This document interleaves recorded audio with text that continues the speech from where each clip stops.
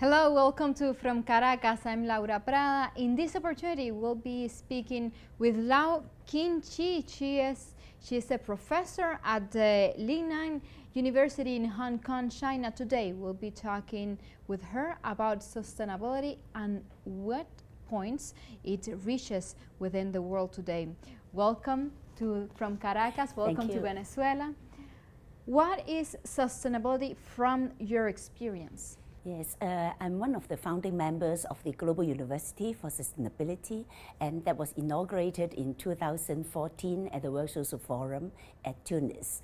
And the idea of sustainability, it includes not only ecological issues, but also political issues. So, for example, when we come to Venezuela on this research trip, we look at how Venezuela is striving for its political sovereignty, and also, but at the same time, how it's looking at the question of economic sovereignty. And we also, of course, talk about people's sustainability. And so we are trying to see how people's livelihood could be sustained through community efforts, through communes, and through ways in which we try to break the monoculture, break dependency on multinationals, and also try to self-organize. And of course, now we are facing the question of climate change. And with all the escalations of nuclear weapons and all the use of nuclear power, we also have the possibility of catastrophic problems for humanity. So when we talk about sustainability, we try to cover all dimensions, which is we need a future for our generations. Is sustainability factful? Is it an alternative? Which is the best way to achieve sustainability?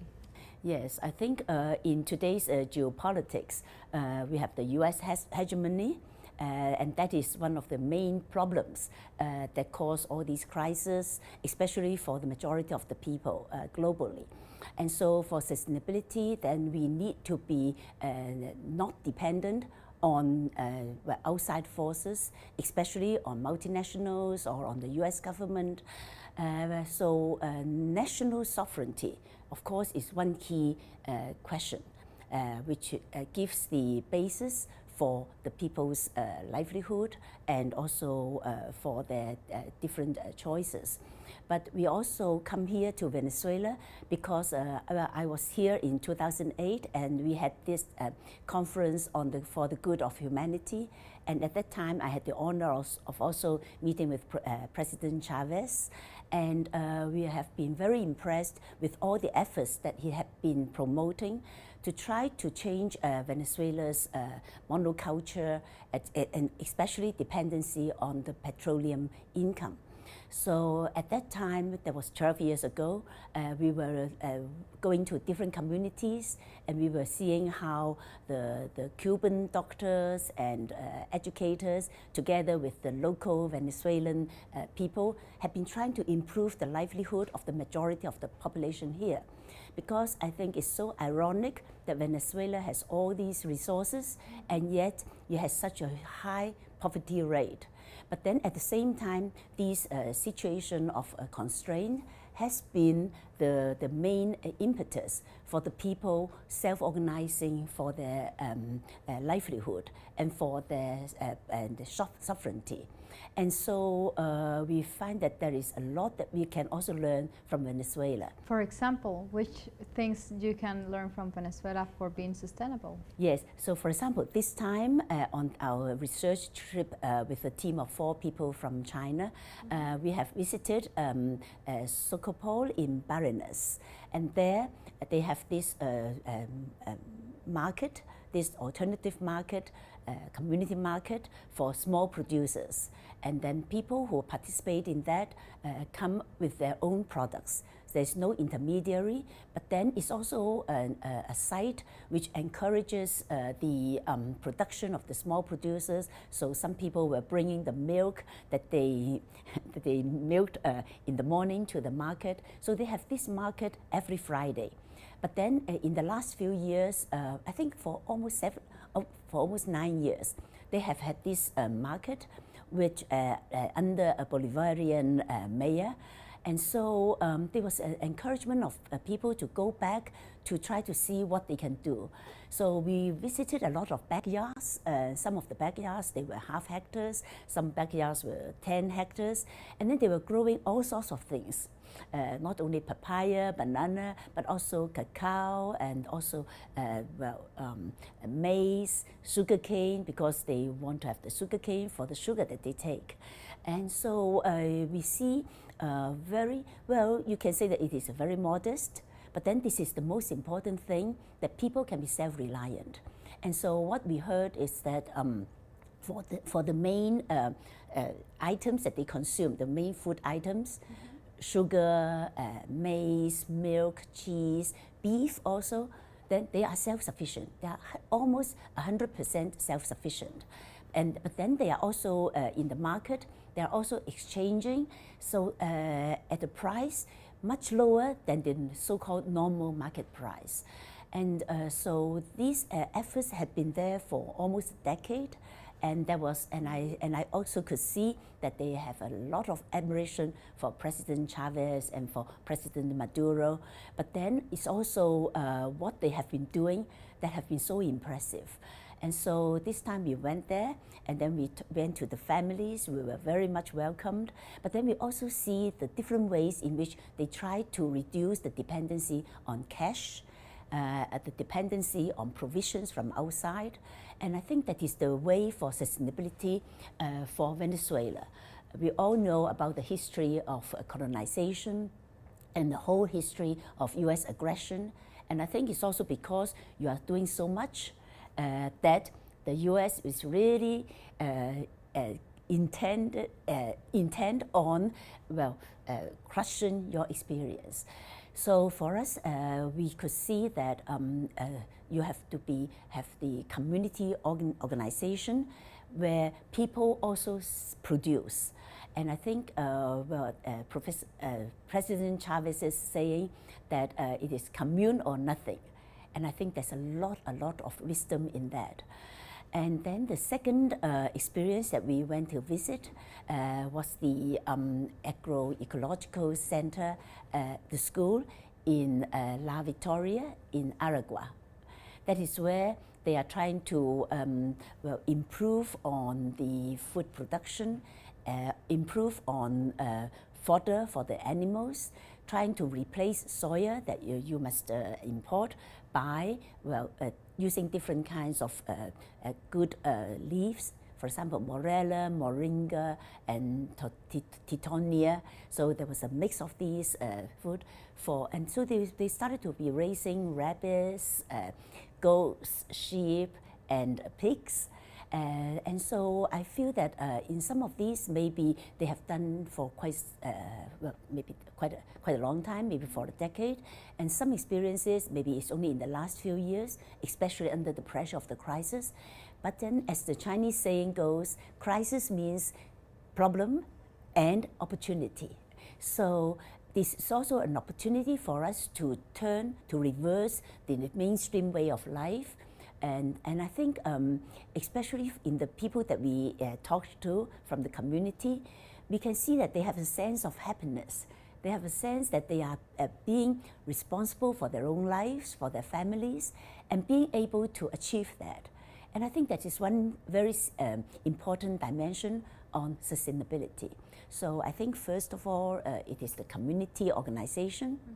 And then there's also the access to land and to water, which is very important. And I think in that, maybe the municipality or the state could be assisting in irrigation patterns that could be conducive or that could be useful for the small producers. Actually, over the world, we have 70% of all food being produced by the small producers. And I've done some research into small peasant agriculture. So it is only a myth that the multinationals are producing what people consume. It's not true. So I think Venezuela, from the experiences that we saw, you also show a way on which we, the humble local people from the barrios or from the urban areas. There's a lot we can do to provide for our own livelihood, and also to reduce our dependency on foreign currency, on multinationals. And I see a very important development in that aspect. And we have a lot of admiration for your efforts. And so along all this journey, we have been taking videos and documenting the process. And we will be introducing your experiences in China. This experience that you have seen yourself, you've seen it, how it has grown. When you came the first time in 2008, and you came back now in 2020, how have these sustainability evolved, these projects, these dreams that have come true today? How have you seen them? Mm-hmm. I think in 2008, it was there was a lot of missions on education, on culture, and but then we also visited some farms where in urban areas, those that could turn the abandoned lands into farming, then they could get some support. And at that time, we also met with some small farmers and also some Cuban specialists. But then I think that was only a beginning. So at that time, we saw that the efforts that were made were genuine, but still quite modest. And so at that time, then a lot of food was still imported from outside. But then this time, then I think we all understand the difficulties, but yet there is this rigor, this to try to find a way out. And I think the people have a lot of wisdom and a lot of skills. So we met with one farmer who's called Louis. He's all on his own, and he manages about 20 hectares of land, growing all sorts of things. The aerial apple, the aerial potatoes, the sugar cane. He has a fish pond. He has 2 different types of fish. And he demonstrated that just one farmer alone could be producing for maybe 20 or 30 families on certain food items. Is this experience, this Venezuelan experience, sustainable also to bring it abroad from your point of view? I think these are the local experiences, and then one has to adapt to the local circumstances. And so I think in places here, there may be dry areas or maybe wet areas. And in the place that we went to, it was in Barinas. And we learned that this is also where President Chavez came from. So there was this forest reserve that was being logged by the multinationals. And so in the 1980s, actually 80% of the forest was gone. So I think we have to look at the kind of situation we are in. There are a lot of damage already done. Whether it was by multinationals, whether it is because of the current growing climate change and global warming, and with all the natural disasters that are being brought. So we are faced with all these different catastrophes. So we have to be working according to the local conditions. But I think whether it is the question of producing more food or trying to reduce the dependence on, for example, on water, on land. So for example, in this agro school that we went to, they were trying to raise the rabbits because the rabbits can produce maybe 50 rabbits can produce 4,000 kilos of meat per year because of the way they reproduce.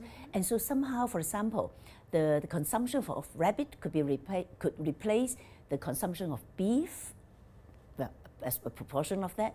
Then maybe we could already release some land that could be put to growing soya, to growing maize, to growing different types of vegetables. So I think we appreciate very much the kind of efforts to try to look for alternatives, because we have been accustomed to a kind of way of life which is normally the American way of life, and that is not sustainable. But then I think the way you organize here, especially for example, the way the 234 small producers organize in the commune-run market, that was really remarkable. The way the people were committed, they have a core group that is very committed, and yet at the same time, we met with many families, and we see in them this sunshine. Yeah. This experience, you've been working with it for some time now. In Hong Kong, in China, how is this experience seen? How, because we know today the world is that there are the 2030 sustainable development objectives. Also, the calls made for food, that there are countries struggling for food. This experience, the sustainable production of food, wherever it comes from, small communities but at large scale, how we can bring it to other countries? Mm-hmm. Yes, in China, actually, I've been involved for 20 years in what we call the rural reconstruction movement. And so in that movement, we mobilize young people to go to the countryside and then to work in the villages, to work with the farmers. And actually, some young people actually return to the village and start a commune, and what they call a young people's commune. And then they start to raise pigs, they try organic ways of farming. So we have some very good examples. For example, there's the example of Yongji village, where the young people are grouped together, and then they try to learn the traditional ways of making sesame oil, the traditional ways of growing things organically. So in China, we have been also doing a lot of educational programs for peasant cooperatives to see, for example, to see how you can build the pigsty in such a way that the ventilation is good, and you have the very thick bed for the pigs. So they are very happy there, they can roll there, and then it doesn't smell at all because of the use of microorganisms for the decomposition of the feces, etc. So on all this work, we have been doing this for 20 years. And so we have places in China which we are also very proud of, because we have the young people feeling that they don't necessarily see a future in the city, in the industries. And especially now when the global economy is sort of shrinking and declining, so there are not the kind of opportunities for young people like 20 years ago. So we are talking about not only a sustainable way of accessing to food, but also a sustainable way of producing work for young people to get them motivated to work, to get them to socialize, to grow. Yes, so it is a sustainable life. It's not only a livelihood, it's a sustainable way of life. And so on the one hand, on the economic and social aspects, so they have their own production, and we also encourage community supported agriculture, the CSA, where you have the direct links between the consumers and the producers. And so there is this little donkey farm near Beijing, and so you are most welcome to come, and we will show you what they have been doing on. So families come for the weekend to do farming and teach the children. So we have a lot of experiences like this. And so on the one hand, then most people know China for this big economy, for the manufactured goods. But actually, it has not been so sustainable for China if it is so dependent on exporting in order to get foreign currency and then buying US bonds.